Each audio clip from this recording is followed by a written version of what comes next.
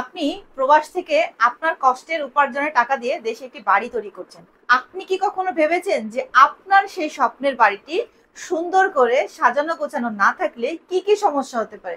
হয়তো তেমন ভাবে কখনো ভেবে দেখেননি, তাই না? তাহলে আসুন আজকে জেনে নেই এই বিষয়গুলো। জানতে দেরি হলে আপনার বা আপনার পরিবারের হয়তো বড় কোনো ক্ষতি হয়ে যেতে পারে। একটি বাড়ির সব থেকে গুরুত্বপূর্ণ জায়গা হচ্ছে বেডরুম বা শোবার ঘর। কারণ আমরা সারাদিন যেখানেই থাকি, যত কিছুই করেন না কেন, দিন শেষে আপনাকে বেডরুমে যেতে হবে বিশ্রামের জন্য। আপনি যদি আপনার বেডরুম বা বেডকে সুন্দর করে সঠিক বিছানা চাদর দিয়ে আরামদায়কভাবে সাজিয়ে রাখতে না পারেন, তাহলে কিন্তু আপনার পরিবারের সদস্যের স্বাস্থ্যের অনেক ধরনের সমস্যা হতে পারে। আসুন জেনে নেই কিভাবে।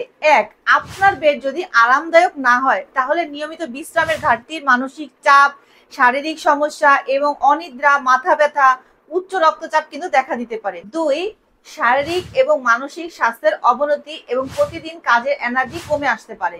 পর্যাপ্ত বিশ্রামের অভাবে পরিবারের সদস্যরা দৈনন্দিন জীবনে সঠিকভাবে কাজ করতে সক্ষম নাও হতে পারে। তিন, সমস্যা, বেড পরিষ্কার পরিচ্ছন্ন না রাখতে পারলে জীবাণু বৃদ্ধির সম্ভাবনা থাকে। ঘর থেকে আপনার বাচ্চাদের বা পরিবারের অন্যান্য সদস্যদের স্বাস্থ্যের অনেক ধরনের সমস্যা হতে পারে। চার, সৌন্দর্যের অভাব। আপনার ঘরে যদি সৌন্দর্যের অভাব থাকে, তাহলে অতিথির আগমনে আপনি বা আপনার পরিবার অসম্মানিত বা লজ্জাবোধ করতে পারেন। এই সমস্যাগুলো থেকে মুক্তি পেতে এবং একটি আরামদায়ক, স্বাস্থ্যকর, সুখী পরিবারকে জীবনে বজায় রাখতে আমাদের নেক্সট ভিডিও দেখতে পারেন। কারণ পরবর্তীতে ভিডিও আপনাদের এই সমস্যাগুলোর সমাধান নিয়ে আমরা আসছি। সেই পর্যন্ত নিজের ও পরিবারের খেয়াল রাখুন, সুস্থ থাকুন। আসসালামু আলাইকুম।